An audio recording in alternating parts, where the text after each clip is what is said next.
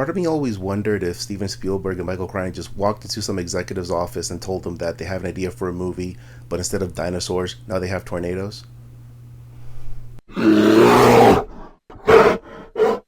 Hey there guys, thanks for coming to Cinema Bear. My name's Eric Ortiz. Before we get started, please do me a huge favor and just hit that subscribe button. I'd super appreciate it. Thank you so much.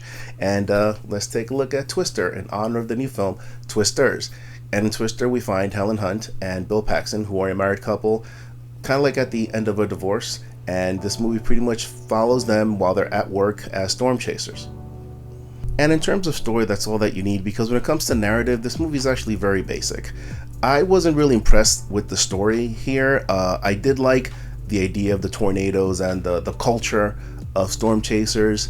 But that said, if you're gonna go into this film expecting an interesting plot, you are wasting your time. In terms of the directing, one of the things that Jan de Bont nails brilliantly is the action.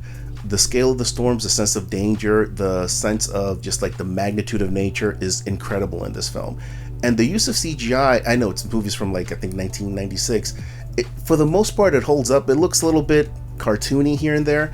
That said, in the context of the story and the structure of the scene, it works and it still holds up fairly well. The surround mix is still actually very good. I am lucky enough to have a surround system here at home, and you know, your surround channels go crazy, and the subwoofer actually gets a lot of work watching this film.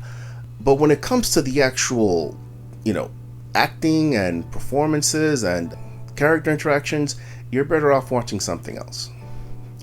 In terms of the acting, I really appreciate Bill Paxton's performance here. He really elevates this very simple material.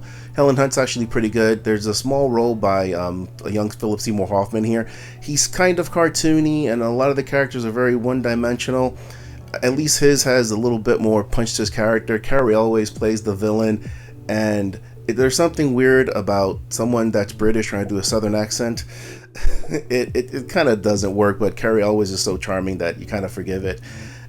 This is not an actor's film. This is a stunt performer's film. I think you could have cast anyone in this movie and it would have worked, with the exception of Bill Paxton. He is the heart of the film, and seeing him in this kind of like reminds me of just how much the medium is missing, not having someone like him, out there doing the great work that they do.